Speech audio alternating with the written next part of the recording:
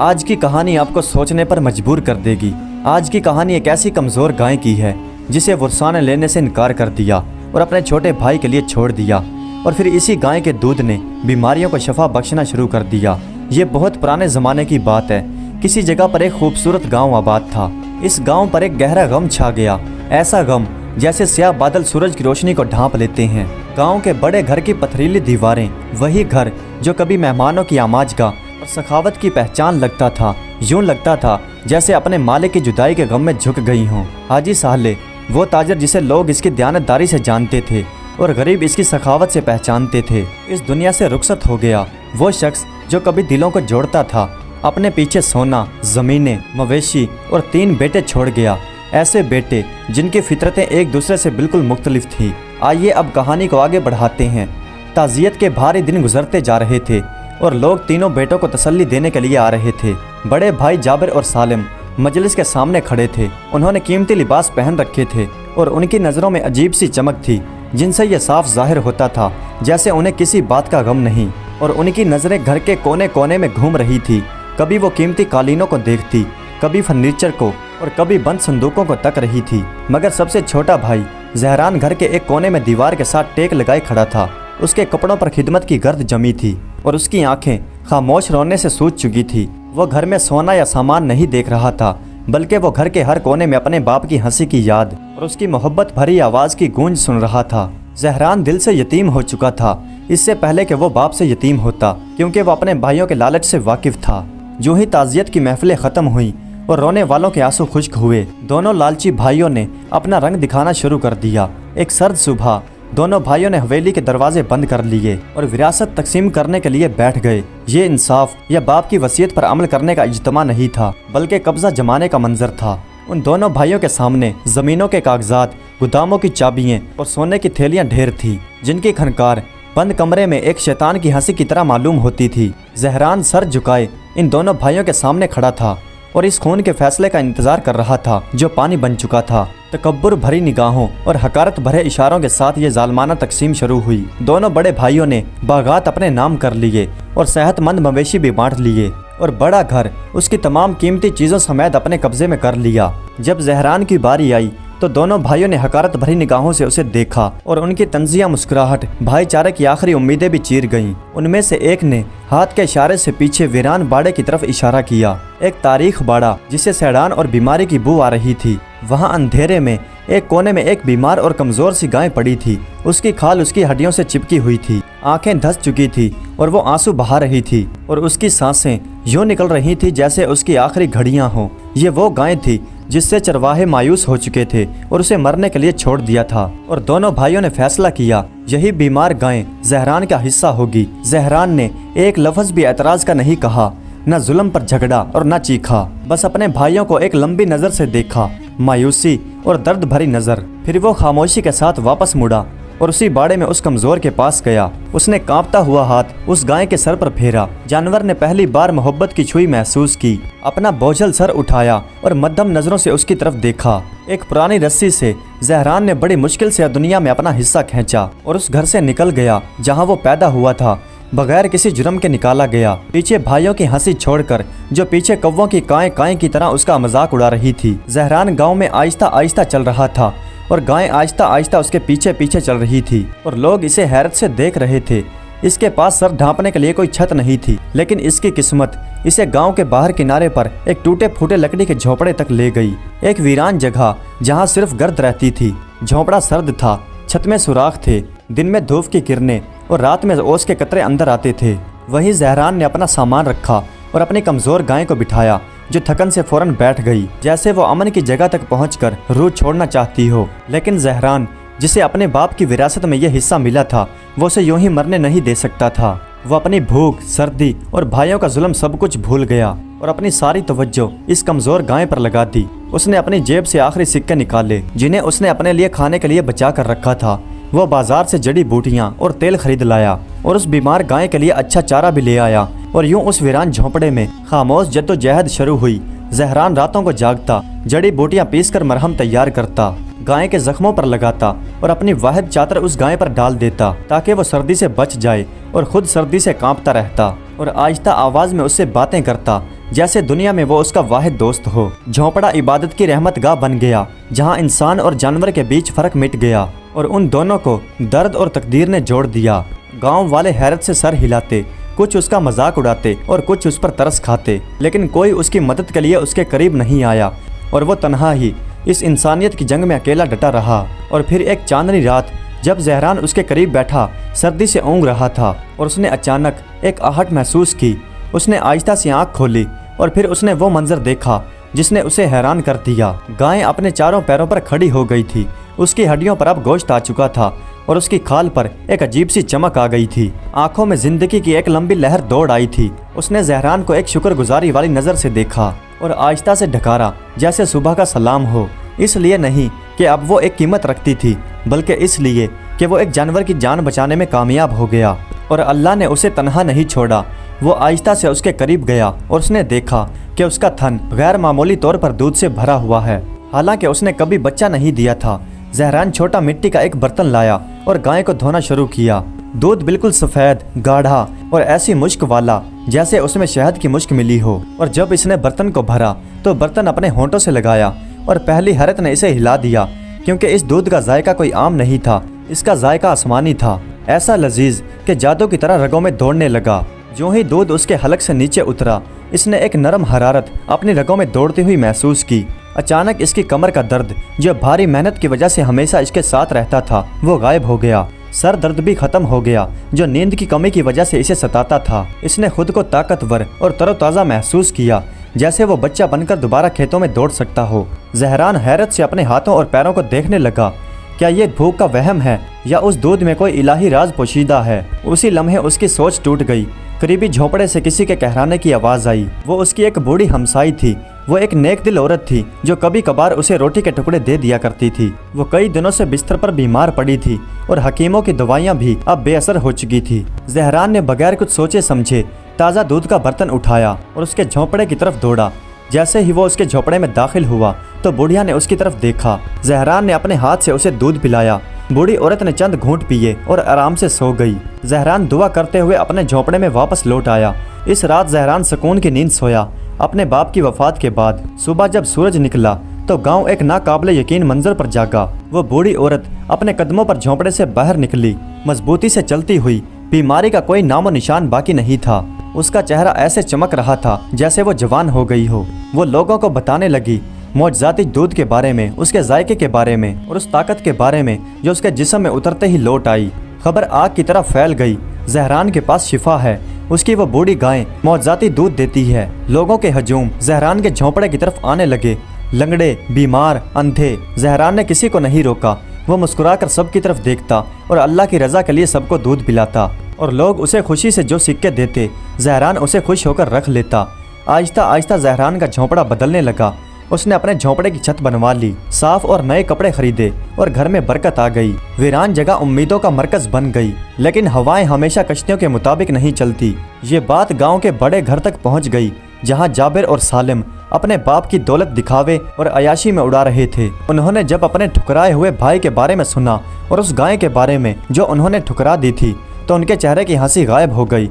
उनके चेहरे पर अब गुस्सा था। ये कैसे मुमकिन है कि कोई खादिम अमीर हो जाए और हड्डियों का वो ढेर खजाना बन जाए। दोनों भाई फिर इकट्ठे हुए, इस बार तकसीम के लिए नहीं बल्कि साजिश के लिए। बड़े भाई जाबर ने गुस्से से मेज़ पर मुक्का मारा और चिल्लाकर बोला कि वो गाय हमारे बाप की विरासत थी, उसने हमें धोखा दिया और यकीनन वो गाय कीमती या जादुई थी और वो इसे जानता था। सालिम ने शैतानी अंदाज में सर हिलाते हुए कहा, हाँ, तकसीम बातिल थी, या यूं कहो कि हमने वो गाय सिर्फ उसे देखभाल के लिए दी थी, मालिक बनने के लिए नहीं। हम उस गाय को वापस लेंगे और उसका दूध का एक एक कतरा सोने के बदले में बादशाहों और अमीर लोगों को बेचेंगे और गरीब लोगों को नहीं।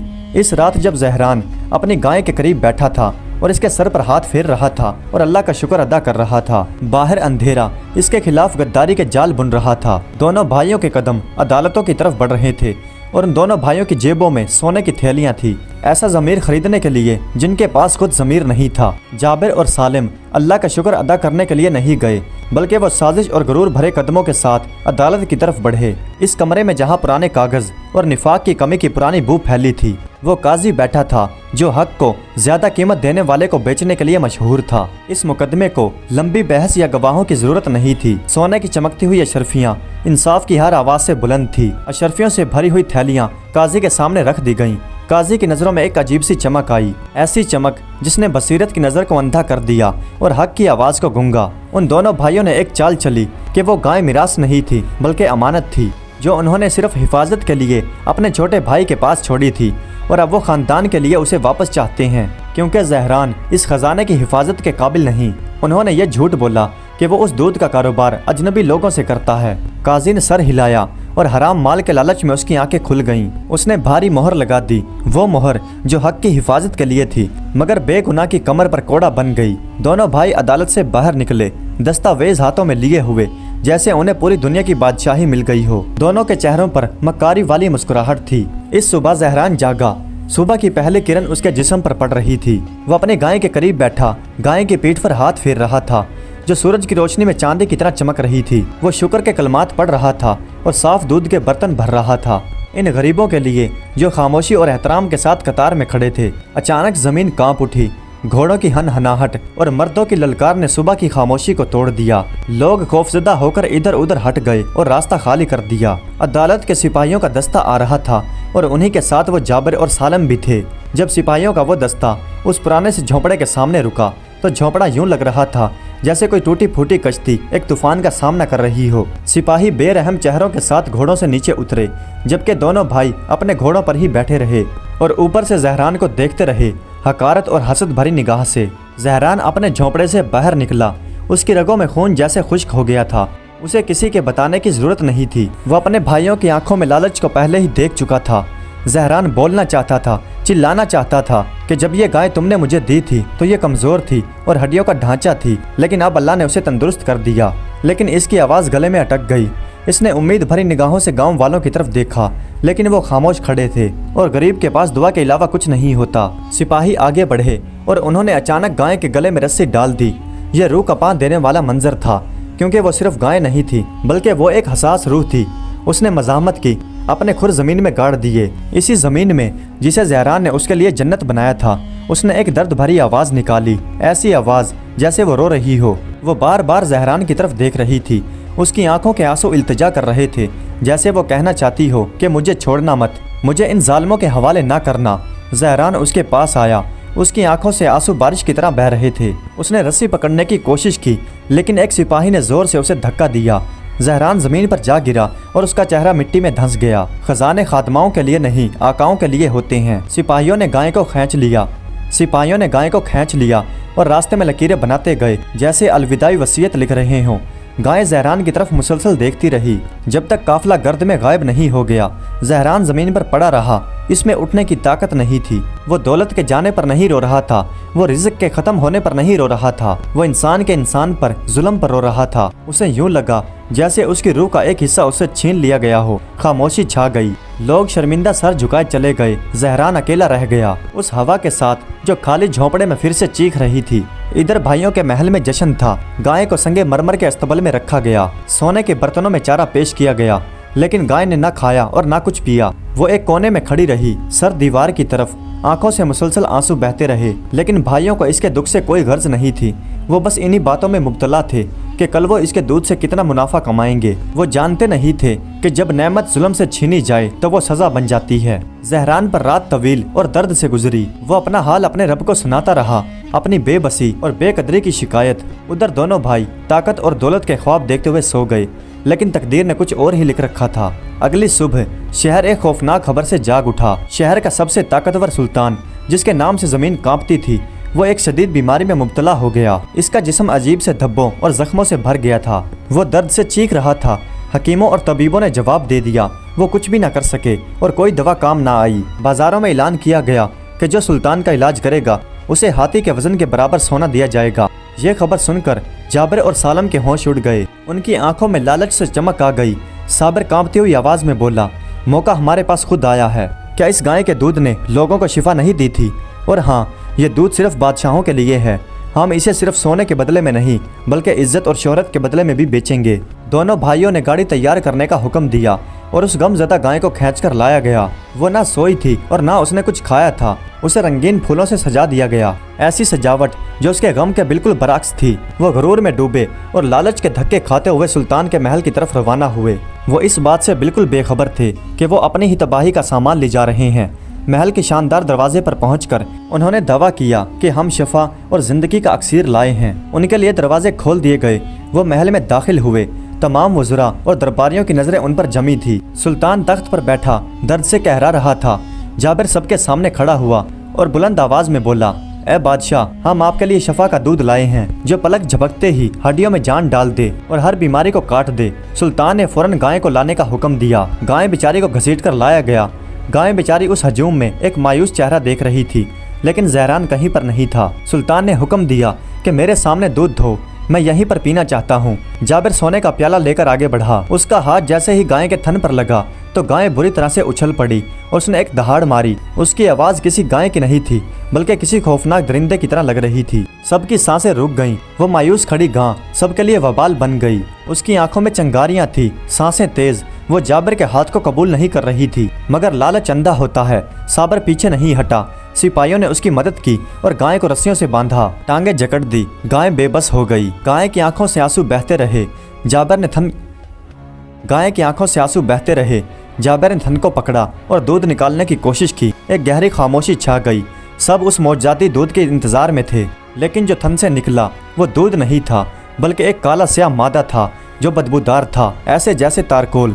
बदबूदार। उस बदबू ने पूरे महल को भर दिया। जाबिर घबरा कर पीछे हटा। उसके कपड़ों पर वो स्याह मादा लग गया। वो सोने का बर्तन जमीन पर जा गिरा। वो स्याह मादा संगे मरमर के फर्श पर फैल गया जैसे बदनामी का धब्बा। सुल्तान गुस्से से कांप उठा क्योंकि वो समझ गया कि ये मजाक नहीं, ये जहर है। उसने गुस्से से हाथ उठाया। यह इशारा मौत का था। सिपाही फौरन आगे बढ़े और दोनों भाइयों को जकड़ लिया। उनके हाथों में जंजीरें बांध दी। जो हाथ कभी सोना गिनते थे आज वो जंजीरों में बंधे हुए थे। वो चीखते चिल्लाते रहे कि गाय में जादू है, लेकिन उनकी आवाज़ को किसी ने नहीं सुना। उन्हें घसीट कर जमीन पर फेंक दिया गया। सब फांसी का हुक्म का इंतजार कर रहे थे। गाय वहीं पर खड़ी थी, आहिस्ता आहिस्ता रोती हुई, कांपती हुई, जैसे माजत कर रही हो। इस हंगामे में एक शख्स खामोश था, वजीर दाना। वो सब देख रहा था और याद कर रहा था। वो गांव का नौजवान, शिफा देने वाला दूध, मरती हुई गाय जो जिंदा हो गई। उसने हकीकत समझ ली। राज गाय में नहीं, राज हाथ में है और नियत में है। वो सुल्तान के पास आया और आहिस्ता से बोला, शायद ये असल मालिक नहीं, असल मालिक को बुलाया जाए। सुल्तान ने कुछ देर सोचा और फिर हुक्म दिया कि इस गाय के असल मालिक ज़हरान को हाजिर किया जाए। शाही रथ रवाना हुआ। जब वो झोंपड़े के करीब पहुंचे तो ज़हरान अपने झोंपड़े के दरवाजे में बैठा था, उदास और खामोश। जब उसने शाही सिपाहियों को देखा तो ना वो डरा और ना भागा। वो इत्मीनान और वकार के साथ खड़ा हो गया, ये सोचते हुए कि शायद उसके भाइयों ने उस पर कोई नया इल्ज़ाम लगाया है या शायद वो उसे गांव से निकालने आए हैं। ज़हरान अपने फटे पुराने और बोसीदा कपड़ों के साथ उस रथ पर सवार हो गया, अपनी उस झोंपड़ी को पीछे छोड़ते हुए। वो झोंपड़ी जिसने रहमत का मौजज़ा देखा था। वो महल पहुंच गया। महल का मंजर, न सोना उसे अपनी तरफ माइल करता था और न नेज़े उसे खौफजदा करते थे, क्योंकि उसका दिल किसी और चीज़ से जुड़ा हुआ था।